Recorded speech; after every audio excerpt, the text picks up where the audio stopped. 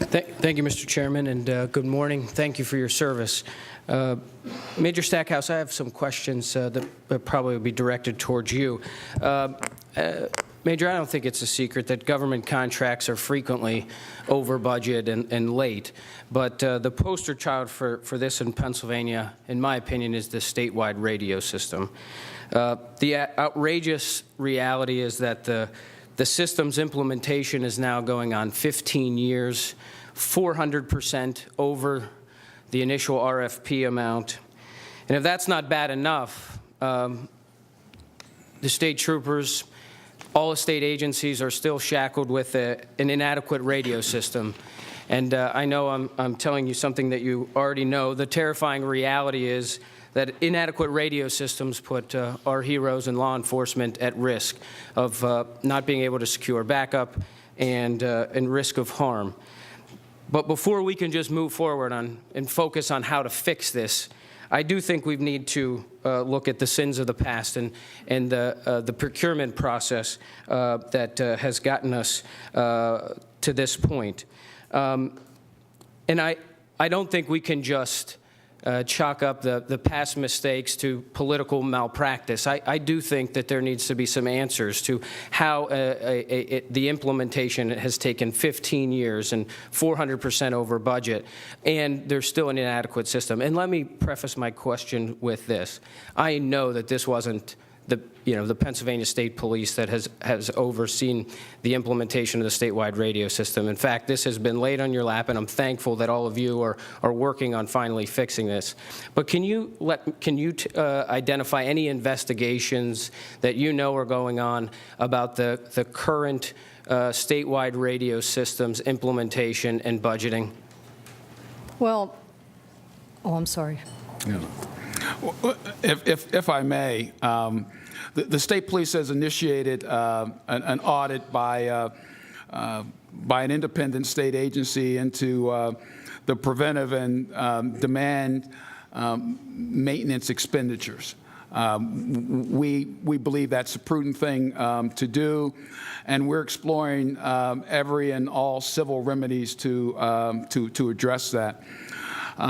It is, I can't emphasize how critically important a comprehensive 21st century radio system is to public safety. Major? But just because my time is limited, can you let me know, did you answer that there are civil investigations going forward about the procurement process over the last 15 years? Is there an investigation into that you can rule out criminal misconduct in that procurement process?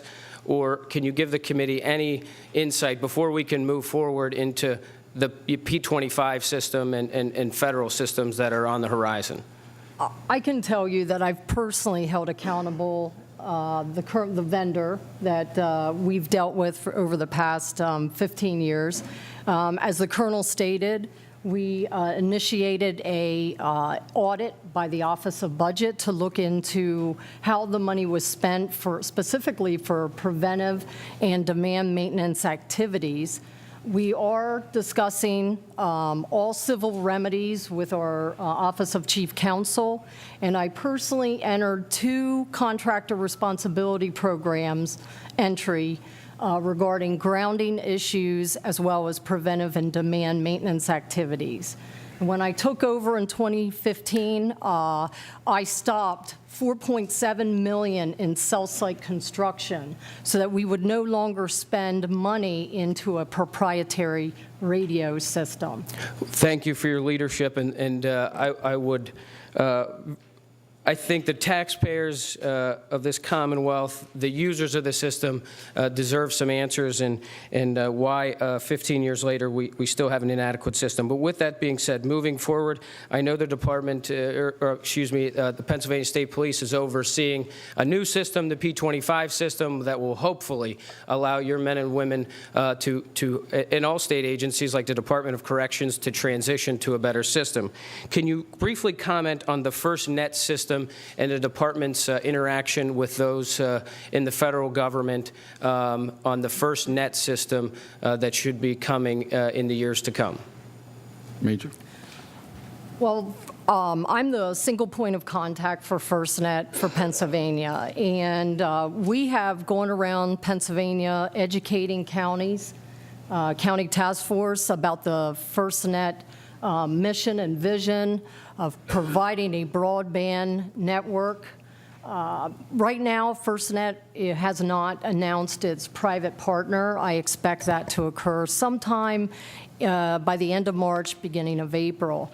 And with that being said, Pennsylvania is patiently waiting for our state plan, and then I'd be in a better position to tell you how we're going to receive this state plan and what steps we're going to take to implement or opt out.